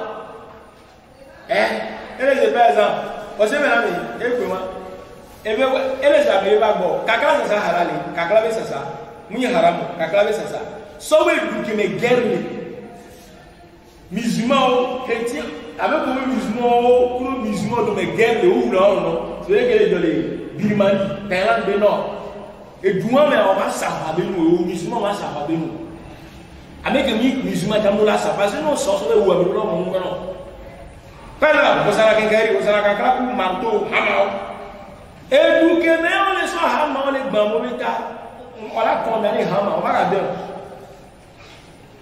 mata wala ndi se ko wala to donc ana me ba go me o nyama me ano sa kakra le e so et toi mais les femmes, et toi mais les femmes, et toi mais les femmes. On les a là. Et va mauvais y appeler là. Voilà ça rien. On va ça parce qu'on y a qui est au son là. Et puis même une fois de garçon. Même si on a mis qu'il y a quoi. On va ça rien. Et va voir. Non. Question de moi et toi on aime pas que toi les business. Yes, on va aller. Est-ce qu'il est là avec deux là-bas? Au quoi le problème qu'il est imminent? Même c'est le problème. Les Kenyans nous les toits et là nous avons blonné nous avons deux là et toi. Les gens seront tous les ninjas. Problème là. Ils seront tous les ninjas. Et tu as fait que noir c'est vrai que Gamou dans la mouti. Et pour toi là tu vas salam alaikum. Papa salam alaikum. Il a dit. Il y a un qui me dit, mais il y a un pipi, à non les airs, école les airs, à botter les airs, pour le premier école, il va baser. Mais il m'a dit, parce que il y a nous cela on peut même couper, il y a nous cela trois on peut même dire et tu nous vois là bon, maillot. Après on a des volets, tu vas pas on va nous que tu vas, nous que nous va aller il y a on m'a dit nous là bon c'est bon. Et bon il va couler maintenant. Dernière question. Dernière. Alors, ok, Dieu veut vous aider, Dieu a mis à la bien pour nous. Oui? Oui. Beaucoup? Oui, oui. Oui. Oui. Et bien, oui, oui. Non.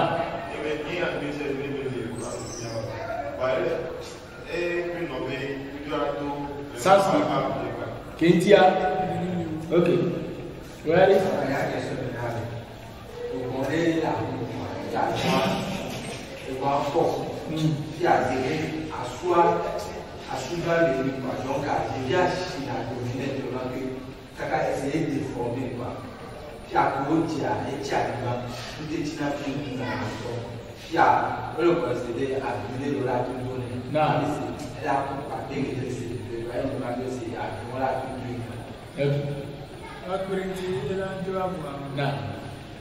On veut bonner au dit, et dit que voilà, il faut dire qu'il y a un mal et donc on va bouiller les voilà donner, et là pourquoi elle a posé le cas. Moi, il y a un de là oui. Parce que nous doit bouiller, et là pour Gifa. Et moi, je suis un mal ici David. Ah, donc, nous disons, pas disons. Devia ko jiwale si wala te bia. O ma te bi. Vai do wala wi. Okay. No da bunia. Ela kulo. Wa eke no wa. Oni wusile ke Islam go bi wa. No ma bi tocha. Oni wusile ke Islam go bi wa di. Wa wu kakra pa. Game pa kakra ni da ni kwa wa wu. Ebo. Parce que nous voilà d'abonner, ma cousine pas. C'est vrai. Je veux voir la coupe d'Ifa. Et la coupe, c'est le coup de l'équipe. Nous, vous m'avez quoi? Et bah, nous. Et on a tasqué, on a écoué, écoué. On a les accords. Frère, le voir les miens, c'est les philosophes, les malades, les fiers, le coup, les philosophes. Ma on est omnipotent, omniscient, on va comment on va essayer le plus au matin et tout. Donc, en fait, nous allons pas encore qui dit la vidéo là-bas. Mais le sens qui dit la vidéo pas encore et qui a mis mon bébé sur soi. Mawa, miaté non qui est au Hadi. Dans les vélés, qui mis les pèlerinages. Ne maoudia, elle a besoin de nommer le au pèlerinage. C'est là que juif, après que juif, les latés dans la représentation, vous regardez Jérusalem. Souvent, commandement est créé, Maoué, les cours là souvent meilleurs. Résumé, tu as quelle philosophie, si tu as vu dans ma tête, quelle philosophie, elle a dit que là, mon nom va voilà, on est aussi en cours. Il m'a dit sous l'eau. Votre gouvernement est out. Établissement nous est pour là-bas. Et la mer. Est-ce que nous avons un fioré au manière? Nous avons l'établissement. Et c'est ébélidé, et nous faisons pédagogiquement, loyalement. Donc, ma mère, qu'est-ce que les sous nous sens au bas? Non. Il y a un second. Et bébé, et tu as les mots sur le soir. C'est comme ça.